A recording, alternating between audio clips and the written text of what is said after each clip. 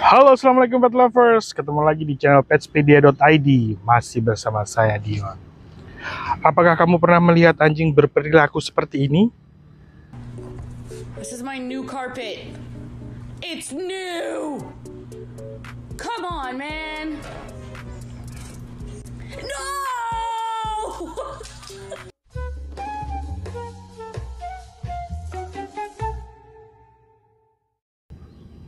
Lucu ya? Eits, tapi jangan salah. Bisa jadi anjing berperilaku seperti ini karena ada masalah. Yap, anal gland. Jadi, anjing yang berperilaku seperti itu tadi, biasanya itu sedang mengalami masalah di anal gland. Perilaku itu bisa kita sebut squatting atau menggeser-geserkan duburnya ke lantai. Nah, apa sih anal gland itu? Anal gland itu adalah semacam kelenjar yang berada di anus, yaitu posisinya ada di bawah anus, di posisi jam keempat dan ke-8, tepat di bawahnya anus.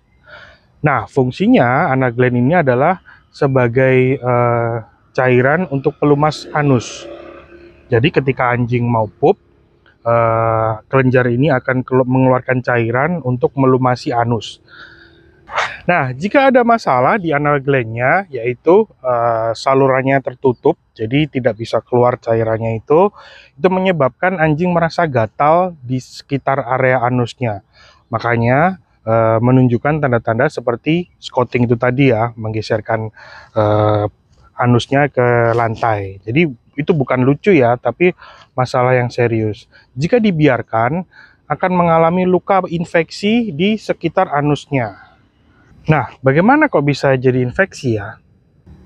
Suatu ketika, saluran dari anal gland ini tertutup atau menyempit atau tersumbat, menyebabkan cairan yang ada di anal gland ini tidak bisa keluar ke anus, sehingga semakin lama semakin besar dan membengkak.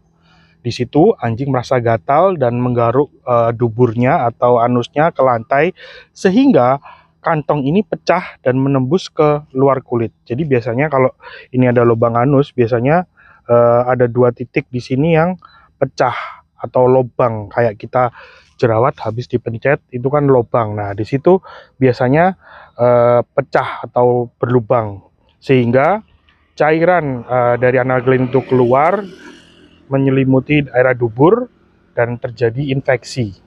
Jadi ada beberapa tanda-tanda untuk masalah anal gland ini seperti tadi. Satu adalah squatting, yang kedua adalah anjing sering menjilati duburnya sendiri. Yang ketiga, ada cairan yang menempel atau menumpuk di sekitar anus. Yang keempat, ketika anjing duduk dan dia berdiri meninggalkan bekas kecoklatan di lantai. Nah, itu tadi tanda-tandanya. Nah, penyebabnya apa untuk anal gland ini? Penyebabnya banyak sekali. Tersumbatnya saluran anal gland juga bisa disebabkan oleh diet anjing yang kurang serat dan terlalu tinggi lemak. Kemudian penyebabnya juga adalah diare yang kronis dan kembung, itu juga bisa menyebabkan tersumbatnya anal gland. Dan selanjutnya adalah penyakit gastrointestinal yang lain. Nah, untuk mencegahnya, jadi kalau kita punya anabul, kita harus rajin untuk membersihkan anal glandnya dengan mengosongkan kantung anal gland itu tadi. Bagaimana caranya? Ya, kita tinggal menyiapkan tisu atau istilahnya lap basah atau bagaimana. Nah, kita pencet di bagian anusnya itu dari bawah ke atas pelan-pelan aja. Nah, nanti akan keluar cairan. Cairannya ini sangat bau sekali, jadi sangat amis sekali. Jadi berhati-hati, jangan menempel di lantai atau menempel di baju, karena akan meninggalkan bau yang sangat amis sekali. Biasanya kalau kita pergi ke grooming profesional, biasanya ketika dia grooming akan melakukan anal gland expression. Jadi istilahnya itu memencet itu tadi, mengosongkan anal gland itu tadi. Itu bagian dari grooming juga. Nah, jika sudah terlanjur infeksi atau luka di sekitar anus anjing, bagaimana cara pertolongannya? Pertama, bersihkan dulu sekitar area anus menggunakan pembersih luka.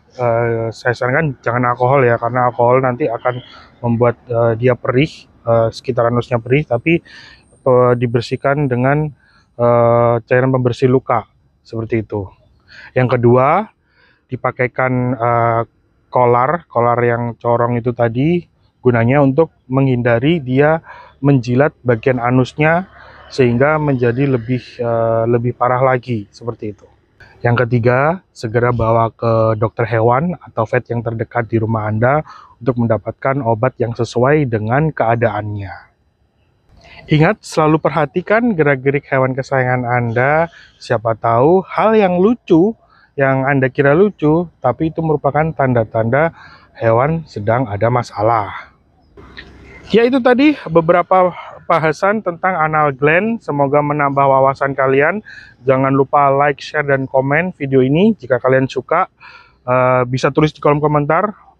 Ada hal apa lagi yang perlu kita bahas, nanti kita akan bahas. Oke? Thank you, see you, and wassalam.